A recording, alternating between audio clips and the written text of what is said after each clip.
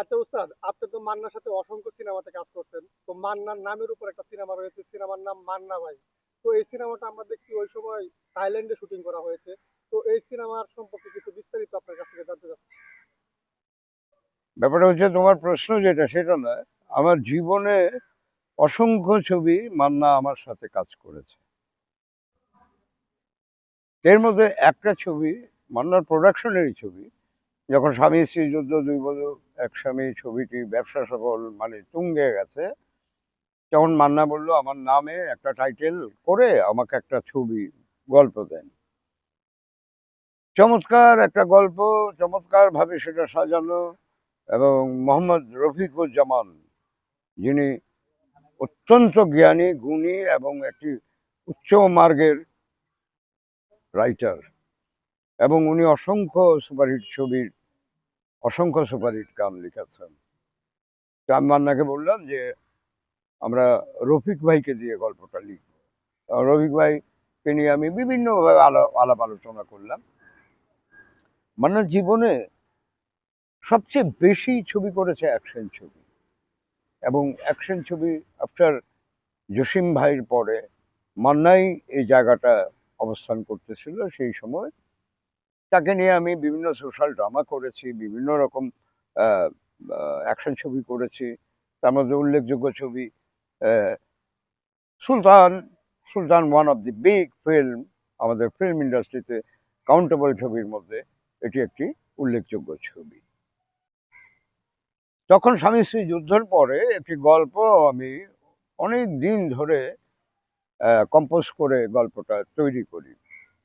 গল্পটা যখন একটা পর্যায়ে চলে যায়, মান্নাকে বললাম এটা আসলে দেশের এমন কোনো লোকেশন, যেই লোকেশনে গল্পের প্রয়োজনে যেই দৃশ্যগুলো প্রয়োজন সেটা দেশে বাইরে। তো মান্না বললো কোথায় করতে চান?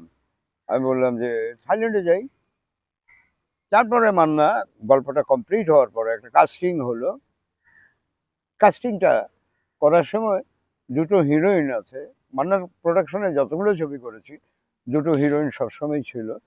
একটা হচ্ছে ভারতের একজন শিল্পী রচনা ব্যানার্জি, আর হচ্ছে পপি। তারপর আমরা চলে গেলাম গল্পটা রেডি হওয়ার পরে গান টান করে। ও, এখানে একটি কথা বলা প্রয়োজন, সেটা হচ্ছে আজম খান। আজম খান উচ্চাঙ্গ, উচ্চ মার্গের একজন, আমার জানা মতে ওনারা ছিলেন ফাউন্ডার আজম খান ফেরদৌস ভাই, ফকির আলমগীর ফেরোসাই।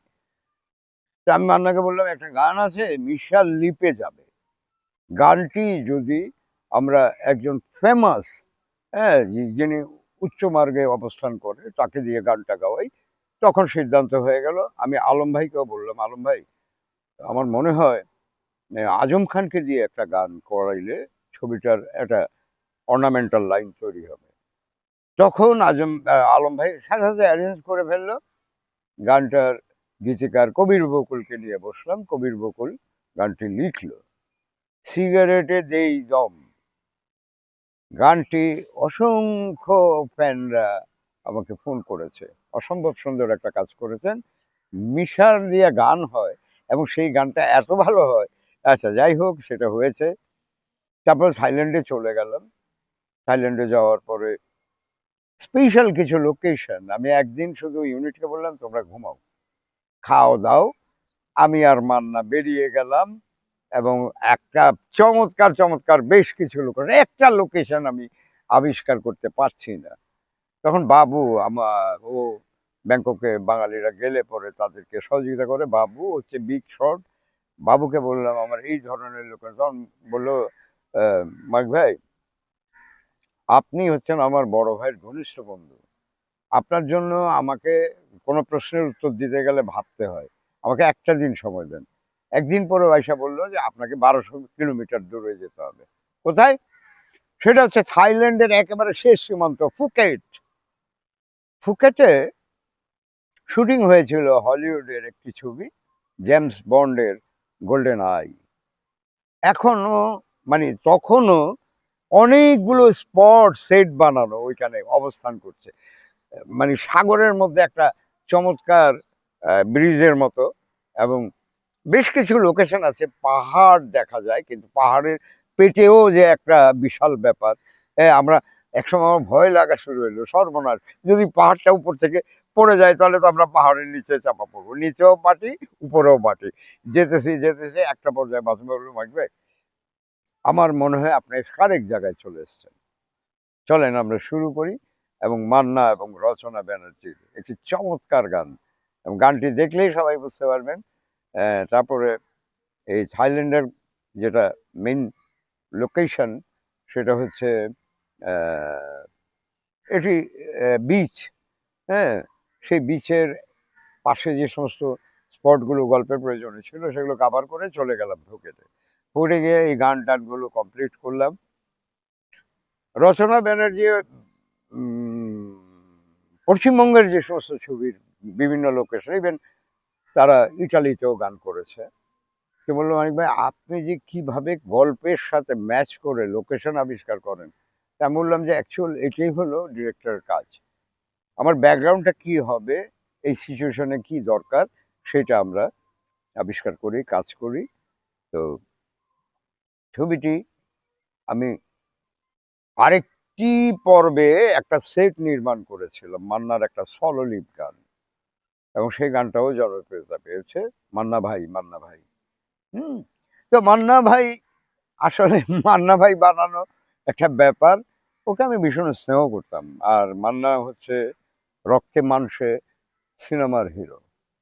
আফটার জসিম, যে শুধু অভিনয় না, অভিনয়ের পাশে ভালো কি করা যায়, প্রজেক্ট কি করা যায়।